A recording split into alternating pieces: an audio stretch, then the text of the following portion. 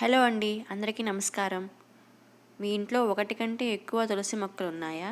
అయితే ఈ వీడియో మీకోసమే. ఎట్టి పరిస్థితుల్లో లైట్ తీసుకోకండి. వేద గ్రంథాలలో తులసి మొక్కకు ముఖ్యమైన స్థానం ఉంది. తులసి మొక్కను లక్ష్మీ కటాక్షంగా భావిస్తారు. ఇంట్లో తులసి మొక్కను నాటడం ద్వారా ఇంటికి సంపద, సంతోషం వస్తాయి. అయితే ఇంట్లో ఒకటి కంటే ఎక్కువ తులసి మొక్కలు ఉంటే ఇలా చేయండి. ఒకటి కంటే ఎక్కువ మొక్కలు ఉంటే గర్వం చేకూరుతుందని వేద గ్రంథాలు చెబుతున్నాయి. ప్రతి ఇంట్లో తులసి మొక్కను పెంచుకుంటారు. తులసి మొక్క ఇంటిలోని నెగిటివ్ ఎనర్జీని పోగొట్టి సానుకూల మార్పులను తెస్తుంది. మీరు ఇంటి బాల్కనీలో లేదా పెరట్లో తులసి మొక్కను నాటవచ్చు. తులసి మొక్కను ఇంటికి తూర్పు లేదా ఈశాన్య భాగంలో మాత్రమే నాటాలి.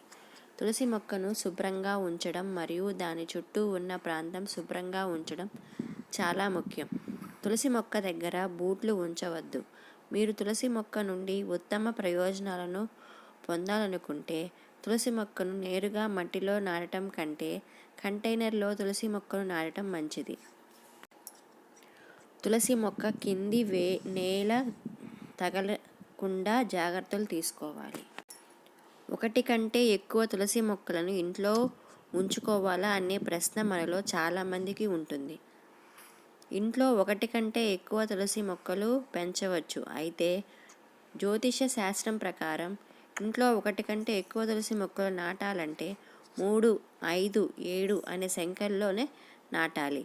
అంటే బేసి సంఖ్యల్లో మొక్కలను నాటాలి. ముఖ్యమైన విషయం ఏమిటంటే ప్రతి తులసి మొక్కను సరిగ్గా నిర్వహించాలి. నమ్మకం ప్రకారం ఆదివారాలు లేక ఏకాదశి రోజులలో తులసి మొక్కను తాకకూడదు. వేద గ్రంథాల ప్రకారం తులసి మొక్క మహాలక్ష్మి రూపమని నమ్ముతారు మరియు మహాలక్ష్మి ఆదివారాల్లో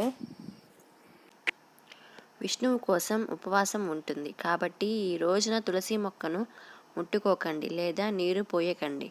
ఇంట్లో తులసి మొక్కలు నాటడానికి గురువారం అత్యంత ప్రీతికరమైన రోజుగా భావిస్తారు. జ్యోతిష శాస్త్రం ప్రకారం ఈ రోజు ఇంట్లో తులసి మొక్కను పెడితే ఆ ఇంటి ఆర్థిక వ్యవస్థ బలంగా ఉంటుంది. అలాగే తులసి మొక్క పూజలో అన్ని రకాల పుష్పాలను ఉపయోగించరాదు. మత విశ్వాసాల ప్రకారం తులసి మొక్కకు కొన్ని రకాల పువ్వులు సమర్పించడం అశుభం. తులసికి పసుపు పువ్వులు సమర్పించకూడదని మతపరమైన నమ్మకం ఉంది. ఎందుకంటే పసుపు పువ్వులు వేరుతో సంబంధం కలిగి ఉంటాయి.